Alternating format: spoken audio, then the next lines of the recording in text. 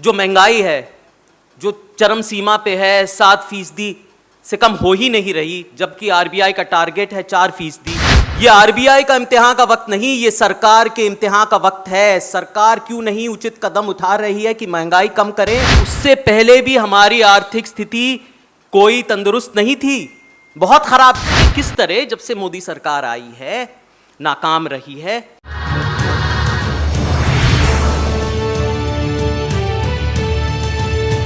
मैं आपको ये कहना चाहूँगा कि एक बहुत चौंका देने वाली खबर है, और संयुक्त राष्ट्र का जो अंकटाड है, जो एक तरह से ये जो दुनिया की आर्थिक गतिविधियों का आकलन करता है, उनके मुताबिक उनका जो आंकड़ा आया है, उन्होंने हमारे जीडीपी, हमारा वृद्धि दर के पूर्व अनुमान में भारी कटौती की है।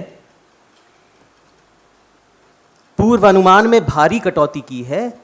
वो अब गिरकर 5.7 हो गई है। 8.2 था, अब 5.7 हो गई है। भारी कटौती हुई है।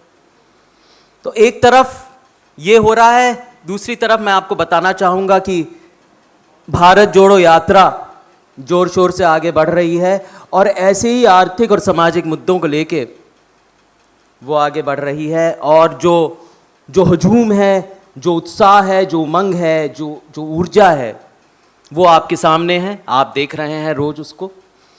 और वो एक इस बात की पुष्टि करती है, ये जो समर्थन है, कि जो हम मुद्दा उठा रहे हैं वो सही मुद्दे हैं, और हम लोगों की दिलों के धड़कनों के बहुत करीब हैं। तो हम लोगों के साथ लेके चल रहे हैं। और मखदूम ने ये कहा था कि हयात लेके चलो, कायनात लेके चलो, चलो तो सारे ज़माने को साथ लेके चलो। तो इसी तरह हम आगे बढ़ रहे हैं। लेकिन अर्थव्यवस्था के पहिए जाम हैं। बड़ी अजीब विडंबना है। अर्थव्यवस्था के पहिए जाम हैं, वो अटके हुए हैं, वो रुके हुए हैं। बल्कि ऐसा कभी कभी लगता है कि ये तो जुल्मतों का जो दौर है, ये अंधेरा का काल जो है, वो कभी खत्म ही नहीं होगा। तो ये आंकड़ा मैंने आपको दिया था। इतना ही नहीं कि UNCTAD, UN conference on trade and development के जो आंकड़ों में एक हमारा जो वृद्धि दर है, उसके पूर्व अनुमान में इतनी भारी कटौती हुई है, बल्कि जो आने वाला वर्ष है, उसके बाद जो वर्ष है 2023-2024, उसमें उसका जो एस्टिमेट है, जो पूर्व अनुमान है, वो और भी कम है। 1% और कम है, वो 4.7 है। आप मानेंगे नहीं। तो ऐसे ऐसे संजीदे मुद्दे हम आपके सामने लेके आते हैं, आपको बताते रहते हैं कि हमारी अर्थव्यवस्था कितनी नाजुक है।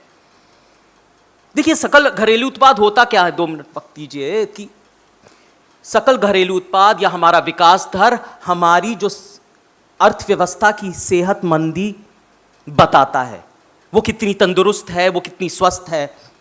रोजगार लोगों को मिल रहा है कि नहीं मिल रहा है, जो गरीबी का दर है वो क्या है, महंगाई दर वो क्या है, कारखाने चल रहे हैं कि बंद हैं, ये सब वो बताती है।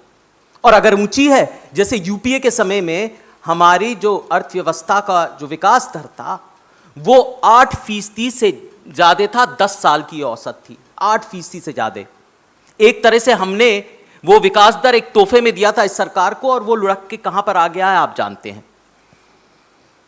तो वो सेहतमंदी की हमारे बताता है। और अगर वो नीचे होता है, मतलब एक तरह से मंदी है, बेरोजगारी है, महंगाई है, कारखाने चल नहीं रहे, लोगों को रोजगार मिल नहीं रहा, मांग कम है, ये सब वो दर्शाता है, बताता है। संयुक्त राष्ट्र के अंकटाड ने यह भी कहा कि इसकी वजह क्या है। उसकी वजह यह है कि सरकार के पास पैसा ही नहीं, और सरकार खर्च भी नहीं करना चाहती। तो सार्वजनिक व्यय भी कमजोर है, और एक तरह से एक कॉस्ट भी बहुत ज्यादा बढ़ गए।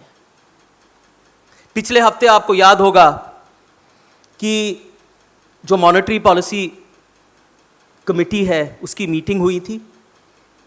मॉनेटरी पॉलिसी कमेटी मौद्रिक नीति का संचालन करती है। ये फैसले लेती है कि ब्याज दर बढ़ेगा, घटेगा, तो उन्होंने ये फैसला लिया उसी तरह कि जो हमारी जीडीपी है, हमारा जो विकास दर है उसके पूर्वानुमान में कटौती करेंगे। उन्होंने भी 7.2 से 7 कटौती की। आपको लगता है ये मामूली रकम है, थोड़ी सी मामूली है, 20 बेसिस पॉइंट्स है, लेकिन ऐसा नहीं है। ये बताता है कि एक तरह से एक मायूसी का माहौल है, उम्मीद कम है, नाउमीदी है और लोग परेशान हैं। पिछले हफ्ते आरबीआई ने जो हेडलाइन इंटरेस्ट रेट्स हैं, जो ब्याज दर हैं, उनको भी ऊंचा कर दिया। उनका मकसद ये था, और वो मई से करते चले आ रहे हैं, उनका मकसद ये है कि किसी तरह जो महंगाई है, जो चरम सीमा पे है, 7% से कम हो ही नहीं रही, जबकि आरबीआई का टारगेट है 4%। जो महंगाई है वो किसी तरह नियंत्रण में आए, इख्तियार में आए, लेकिन वो आ नहीं रही, क्योंकि मौद्रिक नीति की अपनी सीमा होती है।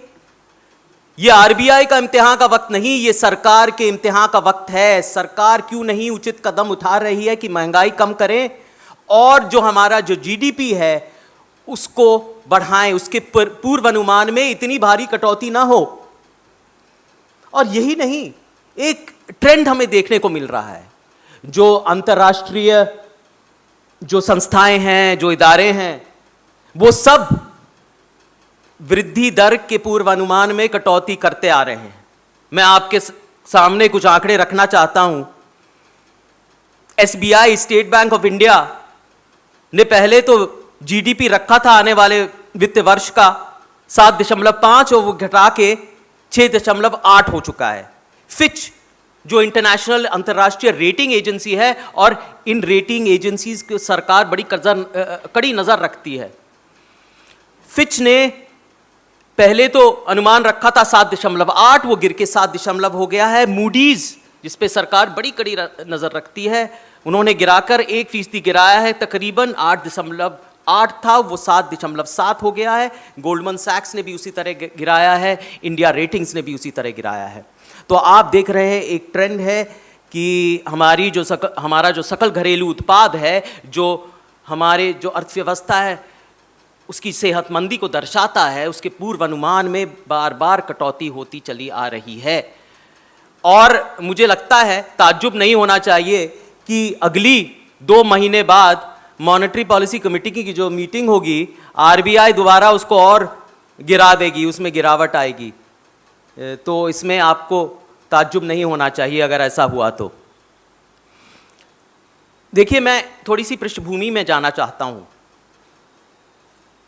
पिछले साल सकल घरेलू उत्पाद हमारा 8.7 था।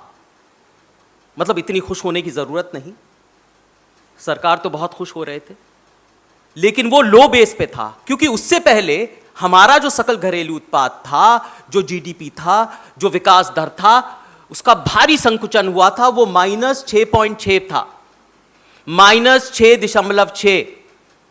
और उस समय तो आप जानते हैं महामारी का वक्त था, ठीक है। जो श्रमिक मजदूर थे वो सिर पे कफन बांध के निकले थे अपने घर में, वो दिन हम भूल नहीं सकते। बहुत भारी संकुचन हुआ था। लेकिन उससे पहले, 1 साल पहले, मैं याद दिलाना चाहता हूं दोस्तों, उससे पहले भी हमारी आर्थिक स्थिति कोई तंदुरुस्त नहीं थी, बहुत खराब थी। और इसीलिए महामारी के वक्त में कहा जाता है कि हमारा जो परफॉर्मेंस था वो इमर्जिंग इकोनॉमीज में सबसे खराब था। इसी वजह से, क्योंकि महामारी से पहले भी हमारी जो आर्थिक व्यवस्था थी बहुत ज़्यादा खराब थी। उस समय हमारा जो विकास दर था वो 3.7 था। तो आप देख रहे हैं किस तरह जब से मोदी सरकार आई है, नाकाम रही है, हमारा जो विकास दर है वो गिरता चला जा रहा है। नोटबंदी एक वजह है, आप जानते हैं। नोटबंदी ने तो आर्थिक स्थिति को बिल्कुल ध्वस्त कर दिया, बर्बाद कर दिया, और उसकी वजह से एक तरह से जो गिरावट आई है उसमें तेजी आई है।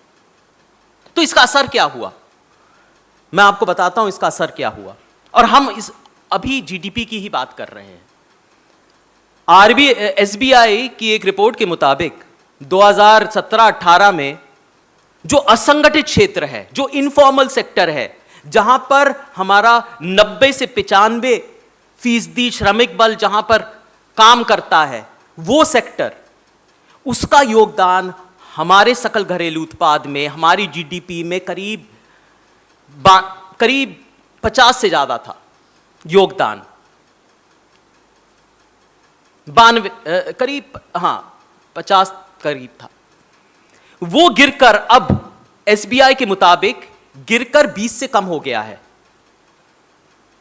दिक्कत यह भी है कि सरकार इनफॉर्मल सेक्टर, असंगठित क्षेत्र के आंकड़े भी नहीं पेश कर रही, तो हमें पता ही नहीं कि उनकी समस्या क्या है, वो जो संकट है कितना व्यापक है, ये तो पता ही नहीं। ये दूसरी एक समस्या है।